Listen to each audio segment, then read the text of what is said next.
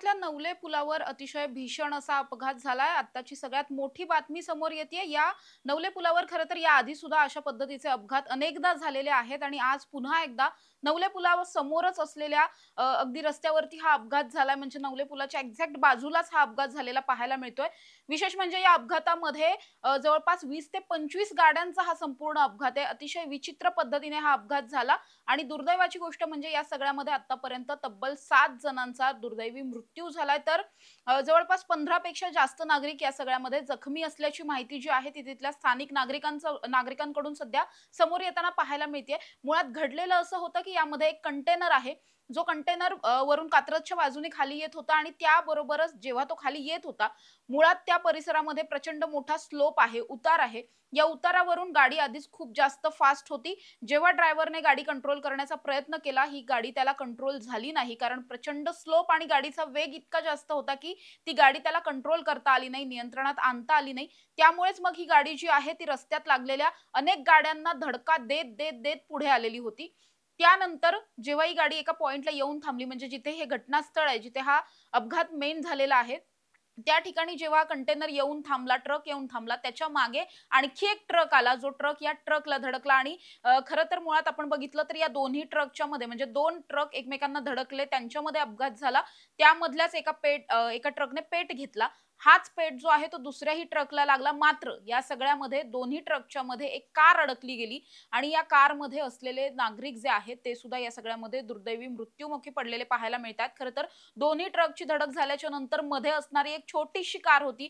ही car पूर्णपणे चेंबली गेली होती. पूर्णपणे चुराडा या गाडीचा झालेला पाहायला मिळतो आणि या गाडीमध्ये जे प्रवास करत होतं कुटुंब, ते सुद्धा या सगळ्यामध्ये मृत्युमुखी पडलंय. दुसरीकडे आपण जर बघितलं तर हा जो कंटेनर आहे, जो वरून गाड्यांना धडका देत खाली येत होता, यामध्ये सुद्धा अनेक नागरिक जे आहेत ते प्रचंड जखमी झालेत. गाड्यांचं मोठ्या प्रमाणात नुकसान या सगळ्यामध्ये झालंय. त्यामुळे जे जखमी आहेत त्यांना जवळच्या रुग्णालयामध्ये दाखल करण्यात आलंय. त्यांच्यावर उपचार सुरू आहेत. दुसरीकडे जिथे हा मूळ अपघात झाला म्हणजे जिथे या दोन्ही ट्रकने पेट घेतला आणि मध्ये असलेली कार सुद्धा अर्थातच त्यामुळे पेटली. या सगळ्या ठिकाणी तातडीने पोलीस सुद्धा पोहोचले होते. त्यानंतर लगेचच अग्निशमन दल सुद्धा पोहोचलं. त्यांच्या वतीने सुद्धा पाण्याचा मारा करणं असेल किंवा आग विझवण्यासाठी जे प्रयत्न करता येतील, जितक्या लवकर आग विझवता येईल तेवढे प्रयत्न केले गेले. मात्र अर्थातच या सगळ्याच्या नंतर आगीवर नियंत्रण मिळवलं.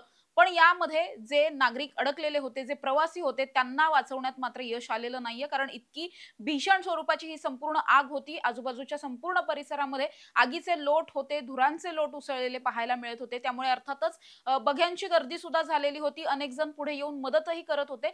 मात्र ही मदत कुठेतरी अपुरी पडली. कारण प्रचंड भीषण असा हा अपघात होता. त्यामुळे या अपघातामधून अपघातग्रस्तांना वाचवणं हे खूप जास्त अवघड होतं. अग्निशमन दलासाठी सुद्धा जे सामाजिक कार्यकर्ते किंवा काही स्थानिक नागरिक सुद्धा या ठिकाणी मदत कार्य करत होते. त्यांना सुद्धा फार जास्त लोकांचे प्राण वाचवायला मिळाले नाहीत खरं तर. मात्र या सगळ्यामध्ये जे जखमी होते, या जखमींना जवळच्या रुग्णालयामध्ये आता दाखल करण्यात आलंय. त्यांच्यावर उपचार सुरू आहेत. आपण जर बघितलं तर गेल्या काही वर्षांमध्ये नवले पूल आणि त्याच्या लगत होणारे अपघात हा प्रचंड वादग्रस्त विषय राहिलेला आहे आणि तेवढाच चिंतेचा विषय राहिलाय. या परिसरामध्ये इतक्या वेळा अपघात झालेले आहेत. जवळपास शेकडो अपघात झालेत. या शेकडो अपघातामध्ये शेकडो लोकांचे प्राणही गेलेले आहेत. असं असून सुद्धा या ठिकाणी जो काही अपघात होण्यासाठीचा मुख्य कारण आहे, पहिली गोष्ट म्हणजे या रस्त्याला असणारा स्लोप. त्याचबरोबर आणखी बरीच कारणं आहेत. या कारणांची अनेकदा चर्चा झालेली आहे. नेमक्या कशामुळे या नवले पुलावरती अपघात होतो, याविषयी अनेकदा बोललं गेलंय. मात्र जी जी काही कारणं आहेत, या कारणांवर सोल्युशन कधीही काढलं गेलेलं नाहीये किंवा नवले पूल कशा पद्धतीने दुरुस्त करून घेता येईल आणि मग हे अपघात रोखणं कुठेतरी कमी होईल, अशा पद्धतीची उपाययोजना मात्र करण्यात आली नाही. प्रत्येक वेळी केवळ चर्चा करण्यात येतात आणि त्यामुळेच सर्वसामान्य नागरिकांचा या सगळ्यामध्ये दुर्दैवी बळी जाताना आपल्याला पाहायला मिळतोय. तशाच पद्धतीचा आजचा सुद्धा अपघात म्हणजे अगदी आपण म्हणायला गेलो तर नवले पुलावर दर 2 दिवसात 3 दिवसात एक तरी अपघात होतो आणि हे अपघात इतके भीषण असतात की यामध्ये जखमीपेक्षा जास्त मृतांची संख्या असते. इतक्या भयानक पद्धतीचे अपघात जर या ठिकाणी घडत असतील तर नेमकं या सगळ्याला जबाबदार कोण आहे आणि इतके अपघात होत असतील तर उपाययोजना का केली जात नाही, हा प्रश्न तिथल्या स्थानिक नागरिकांकडून अनेकदा विचारला जातो. जे या रूटने दररोज प्रवास करतात त्यांचा जीव अक्षरशः टांगणीला लागलेला असतो. त्या पद्धतीने आपण जर बघितलं तर मुळात हा जो संपूर्ण रस्ता आहे, साताऱ्याकडून येणाऱ्या वगैरे गाड्या या रस्त्यावरती प्रचंड मोठ्या प्रमाणात असतात. विशेषतः या ठिकाणी असणारे कंटेनर जे आहेत किंवा मोठी अवजड वाहनं आपण ज्याला म्हणतात, तशा पद्धतीची वाहनं खूप मोठ्या संख्येने या रोडवर येत असतात. आत्ताही जे कंटेनर पेटले त्यापैकी सुद्धा मालवाहू कंटेनर होते हे दोन्ही, आणि या दोन्ही कंटेनरच्या मध्ये एक कार अडकली होती, ज्यामध्ये एक कुटुंब होतं. त्या सगळ्यांचा या सगळ्यामध्ये मृत्यू झाला. त्यामुळे मुळातच इतक्या अवजड वाहनं जर या रस्त्यावरून जात असतील, तर मग जी साधी वाहनं आहेत, छोटी वाहनं आहेत, त्यांच्यासाठी कदाचित एखादी वेगळी लेन करणं असेल किंवा अशा पद्धतीची काहीतरी उपाययोजना, किंवा जो स्लोप आहे, ज्या स्लोपवरून हा कंटेनर वरूनच खाली अगदी चालकाच्या नियंत्रणाच्या बाहेर गेलेला होता आणि तशा पद्धतीने तो अनेक गाड्यांना धडक देत खाली आलेला होता. हा ट्रक मुळात ज्या स्लोपवरून आला, तो स्लोप कमी करण्याच्या दृष्टिकोनातून नेमकं काय-काय करता येईल, अशा पद्धतीची उपाययोजना सुद्धा करण्यात आलेली नाहीये.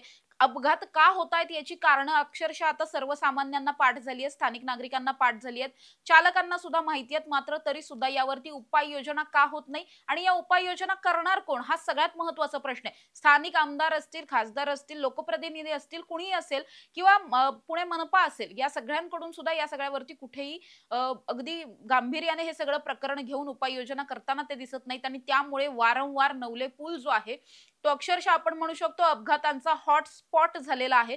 पुण्यात सगळ्यात जास्त अपघात होणारा जर कुठला एखादा ब्रिज असेल तर तो नवले ब्रिज आहे. ज्या रस्त्यावर सगळ्यात जास्त भीषण अपघात होतात तो नवले पूल आणि आजूबाजूचे रस्ते हेच रस्ते आहेत. म्हणजे इतर सिटीमध्ये जे अपघात होतात त्यापेक्षा सगळ्यात जास्त अपघात आणि ज्या अपघातांमध्ये जास्त जीवितहानी होते, जखमी जास्त होतात, हे सगळे अपघात याच परिसरामध्ये होत असल्यामुळे यावर उपाययोजना करणं हे अतिशय गरजेचं आहे. तेच आजही जाणवलेलं आहे. मुळात हे जे दोन्ही कंटेनर होते, मालवाहू कंटेनर होते. ज्यावेळी हे कंटेनर एकमेकांना धडकले त्यामध्ये अगदी खालून जाणारी एक छोटीशी कार होती आणि ही कार सुद्धा या सगळ्यामध्ये दाबली गेली.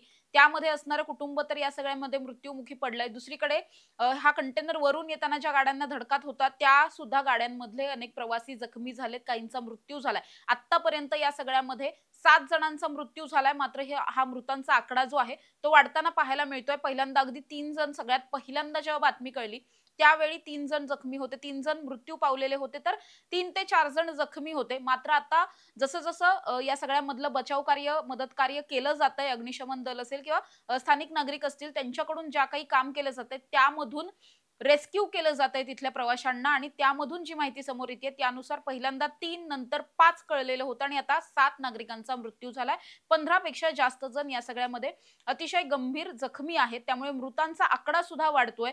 जी कार या सगळ्यामध्ये दाबली गेलेली आहे त्या कारमधून सुद्धा त्या नागरिकांना, खरं तर प्रवाशांना बाहेर काढण्याचं काम सुद्धा सुरू आहे. दुसरीकडे ज्या गाड्यांना धडक दिलेली आहे त्या गाड्यांचा चुराडा झालाय, त्यांचं मोठं नुकसान झालंय. त्यामध्ये काही प्रवासी जे आहेत ते अडकून पडलेत.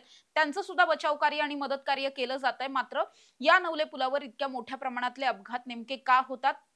आणि जर होत असतील तर यावरती उपाययोजना कोण करणार? याची उदासीनता पाहायला मिळते आणि या सगळ्यामध्ये दुर्दैवाने सर्वसामान्य नागरिकांचाच अगदी दररोज जातायत तशाच पद्धतीचा बळी आजही गेलेला पाहायला मिळतोय. अजूनही या ठिकाणी बचाव कार्य जे आहे ते सुरू असलेलं दिसतंय. बघ्यांची मोठी गर्दी झाली आहे. या अपघातामुळे दोन्हीही बाजूला म्हणजे आपण बघितलं तर लेफ्ट आणि राइट दोन्ही साइडला, म्हणजे हा रस्ता जितका मोठा आहे त्या संपूर्ण रस्त्याला प्लस सिंहगड रोड जो आहे त्या सिंहगड रोडवरती सुद्धा 2 ते 3 किलोमीटर वाहनांच्या लांबच लांब रांगा लागलेल्या आहेत.